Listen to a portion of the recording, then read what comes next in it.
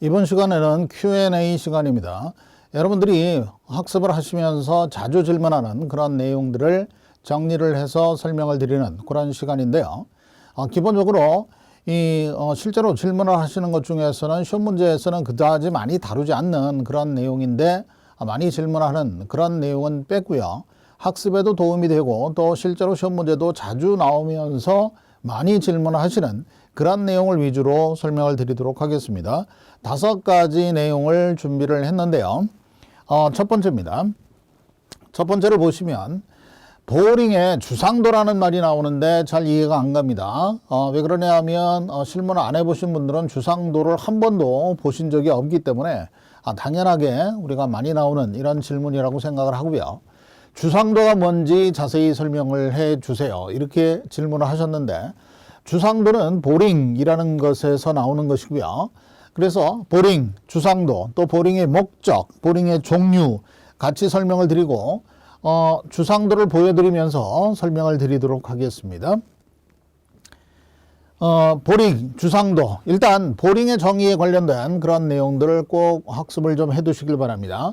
이 건축 시공에 관련된 그런 내용, 또 건축기사라든지 건축산업기사는 이렇게 거대한 용어 설명이다, 이렇게 여러분들이 보시면 되겠습니다. 그래서 보링은 지반을 천공하는 것이다, 이렇게 여러분들이 보시면 되겠어요. 지반을 천공하고 토질의 시료를 채취하여 지층 상황을 판단하는 방법이다, 이렇게 되어 있는데 채취가 아니라 채취에 해당이 됩니다. 시료를 채취해서 지층 상황을 판단한다. 보링을 그러면 왜 하는 거냐? 지반을 천공한다라는 것은 구멍을 뚫어본다. 이 보링 구경은요, 보통 10개 정도가 있습니다. BX, NX 뭐 여러 가지가 있는데 PX까지 10개의 시추공이 있어요. 그래서 구멍의 크기가 그 공사의 종류라든지 보링을 하는 목적에 따라서 달라지도록 이렇게 되어 있습니다. 보링을 행하는 가장 중요한 목적이 바로 주상도를 작성하는 거예요. 흙의 토질의 주상도를 작성하는 자료를 얻기 위해서 흙을 파 들어간다, 천공한다. 또 토질 조사를 하기 위한 것이고 시료를 채취하기 위한 것이다 라는 거죠. 샘플을 채취하기 위한 것. 또 지하 수위를 측정을 하게 되는데 보링을 하게 되면 지하 수위가 얼마가 있는지 통상적으로 우리나라는 만수위였을 때, 물이 많았을 때와 갈수기, 물이 적었을 때의 차이가 대단히 많기 때문에 통상 지하 수위는 2가지를 측정을 합니다. 만수위였을 때, 가장 갈수기였을 때, 또 보링 공내에 원위치 시험을 행하는 것이 보링을 행하는 중요한 목적인데 표준원입 시험이라든지 베인 테스트 이런 것들을 합니다. 또 시료를 채취해서 그 시료의 진해력도 추정을 하는 이런 것들이 되는데 바로 보링을 하면서 현장에서 진해력을 측정을 할 수는 없어요. 추정만 할 뿐이죠. 그래서 시료를 채취해 가지고 그 시료를 시험실에서 측정을 한다든지 아니면은 이게 안반이 나왔다라고 그랬을 때는 기본적인 그런 어떤 표준 강도치가 설정이 되어 있거든요. 질문을 하신 토질의 주상도라는 것이 있는데 일단 보링의 목적이 뭐다? 제일 중요한 것이 바로 주상도를 작성하는 거예요. 시험에서 조금 이따가 소개를 해드리겠습니다만 주상도에 관련된 그런 내용들이 최근에 와서 많이 좀 출제를 하고 있어요. 토질 시험이라든지 표준관입 시험 등을 통해서 지층의 경연, 지층의 서열 상태, 또 지층의 두께라든지 종류, 지하 수위 등을 조사해서 지층의 단면 상태를 축적으로 표시한 지반 예측도, 한마디로 지반 내의 도면을 작성하는 것, 이게 주상도다. 주상도에는 조사 지역이라든지 작성자 날짜, 보링의 방법, 지하수위 위치, 지층의 두께, 구성 상태, 심도에 따른 토질, 색조, N값, 샘플링 이런 여러 가지를 우리가 그 주상도에 표시를 하도록 이렇게 되어 있어요. 보링의 종류가 있는데 오거 보링은 10m 이내의 연질 지반에서 우리가 쓰는 것이고요. 수세식 보링, 그 다음에 충격식 보링, 회전식 보링 이런 것들이 있는데 가장 정확하고 가장 많이 사용하는 것이 회전식 보링이다. 이렇게 여러분들이 보시면 되겠습니다. 그 다음에 여기 보시면 이제 사진 자료인데요. 이렇게 오거 보링을 우리가 행하는 건데, 이 보링하는 장비는요, 기존에 말뚝을 굴착하는 장비를 개량한 이런 경우도 있고요. 또 보링을 하는 그런 여러 가지 그런 어떤 장비들이 있어요. 또 구경이 상당히 다양하죠. 따라서 이렇게 우리가 작은 구경의 보링을 하는 이런 드릴도 있고요. 얘처럼 이렇게 버켓, 링 버켓이라고 그래가지고 경질 집안에다가 깊숙이 박고요. 얘가 돌아가면서 안반의 시료까지 채취할 수 있는 이런 드릴들도 있고요. 아주 뾰족해가지고 충격을 가하는 이런 드릴들도 있어요. 그리고 마찬가지 밑이 뾰족한 이런 드릴들도 있는데, 이런 것들은 주로 충격식 보링에서 집안을 내리치면서 우리가 들어갈 때 사용하는 이런 기구들인데, 보링을 행할 때 이런 시추공의 내용들이 굉장히 다양한 시추공들이 있다라는 것을 참고로 좀 기억을 해 두시길 바라고, 이 회전식 보링의 가장 표준적인 시추공들이 이런 것들이 있다라는 거, 이런 것들은 주로 충격식 보링에서 사용하는 칼날 이런 것들에 해당이 됩니다. 그래서 보링을 행할 때 기본적으로 이렇게 끝에 칼날 이런 것들이 달려져 있고요. 그 다음에 케이싱 튜브라고 그래가지고 밑에서부터 올라오는 그런 흙을 담아서 시료를 채취할 수 있는 그런 케이싱 튜브가 있고요. 비트라는 것이 있어요. 칼날이라는 것이 있죠. 그리고 로드 선단에다가 이렇게 비트를 장착해서 돌려가면서 우리가 시추를 하는데, 통상 20m 이상 깊이 또 3개소 정도 이렇게 보링을 행하는 게 일반적이다라고 알아두시면 되겠습니다. 두 번째로 여기 지질 주상도라고 얘기를 하는데, 통상 이게 드릴 로그라고 이렇게 써 있는데 보링 로그라고도 이렇게 표현을 하고요. 시추 주상도라고 그렇게 표현을 하는 경우들도 있습니다. 지질 주상도, 시추 주상도. 너무나 작아가지고 이게 보고서가 굉장히 큰 보고서인데, 그리고 너무 깊숙이 들어갔기 때문에 보고서 내용이 굉장히 크거든요. 잘 우리 글씨를 파악을 하기는 어렵습니다만, 일단 주상도에서 가장 중요한 것이 지층의 종류 두께죠.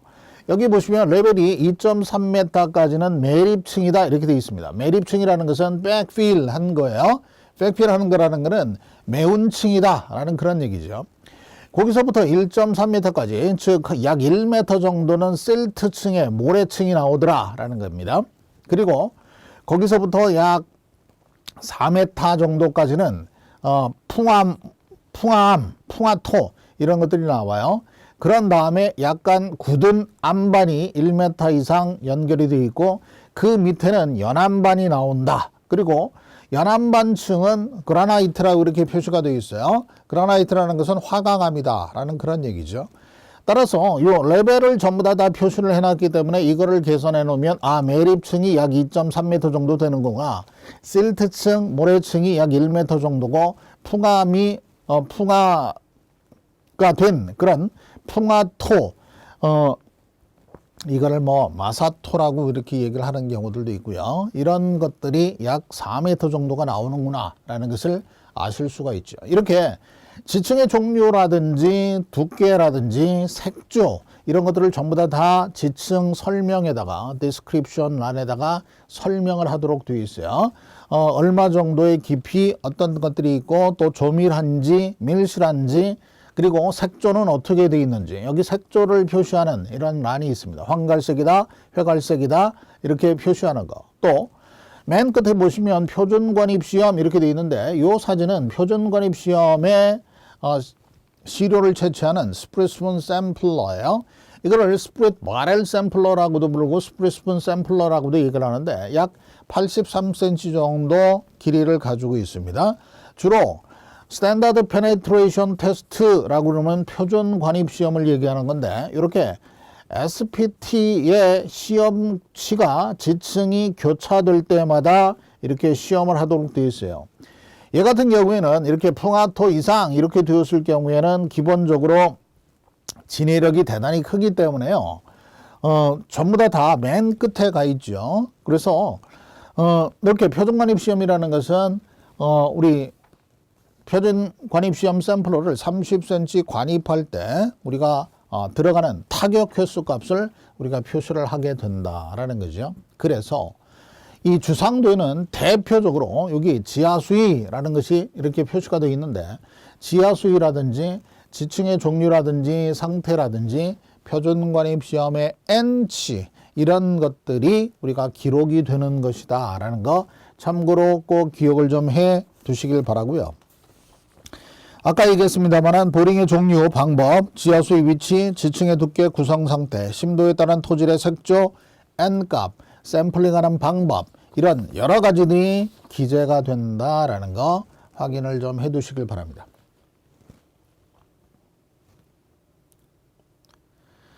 예제가 나와 있어요. 토질 조사에 있어서 중요한 것으로서 지층의 토질의 토층의 구성 등을 알 수 있고 주상도를 그릴 수 있는 정보를 제공할 수 있는 방법은 무엇인가 이렇게 돼 있는데, 아까 했지요. 보링이라는 겁니다. 집안을 천공하는 것. 터파보기는 직접 우리가 그 집안을 약 3m 정도 깊이로 파보는 것이고요. 물리적인 지하탐사법이라는 것이 있는데, 이렇게 집안을 조사하는 방법에는 물리적인 지하탐사법이라는 것이 있고요. 또 터파보기라는, 또 짚어보기 이런 것들이 있고요. 이런 것들을 지하탐사법이라고 부르고, 샘플링 하는 방법이 있고 또 보링 하는 방법이 있고, 표준관입시험처럼 현장에서 원위치 시험하는 이런 방법이 있어요. 베인 테스트는 원위치 시험에 해당이 될 수 있겠습니다. 이렇게 얘 같은 경우는 보링의 정의를 물어보는 그런 시험 문제에 해당이 될 수 있겠습니다. 예제 2번입니다. 일반적으로 보링과 병행하여 실시하지 않는 조사 시험은 다음 중 어느 것인가 이렇게 되어 있는데, 아까 지하수위도 조사를 했고요. 표준관입시험이라든지 베인 테스트 이런 것들은 원위치 시험인데, 항상 표준관입시험 SPT 같은 N치 값, N값, N치 이런 것들이 주상도에 전부 다 표시가 되죠. 따라서 표준관입시험이라든지 베인 테스트 같은 원위치 시험도 보링을 하면서 같이 수행을 한다. 지내력 시험이라는 것은 우리가 별도로 시험하는 방법이다. 이렇게 여러분들이 생각을 하시면 되겠습니다. 그 다음 시험 문제입니다. 마지막 시험 문제인데, 지질조사를 통한 주상도에 나타나는 정보가 아닌 것. 이렇게 주상도에 표시되는 정보, 이런 것들도 최근에는 문제화되고 있어요. 아까 표준관입시험을 했었을 때 N값, N치 역시 표시가 됐죠. 토층의 두께라든지 밀도, 또 그 종류, 그 다음에 색조 이런 것들이 전부 다 표시가 됐죠. 또 토층의 구성 상태를 축적으로 표시한 집안 예측도, 이게 주상도잖아요. 그래서 주상도는 당연히 토층의 구성 이런 것들이 표시가 됩니다. 투수 개수, 이거는 전혀 관계가 없는데, 이 투수 개수 대신 지하 수위가 표시가 되게 되는 거죠. 지하 수위를 표시하는 거지 투수 개수 자체를 주상도에서 표시할 수는 없다. 왜 그러냐면 샘플을 채취해서 시험실에서 우리가 시험을 해야만 나올 수 있는 것이 투수 개수이기 때문에 이거를 보링을 한다든지 아니면 주상도에서 바로 표시할 수는 없다라는 거 참고로 기억을 좀 해두시길 바랍니다. 이상으로 보링, 주상도에 관련된 질문에 대한 내용들을 설명을 드렸습니다.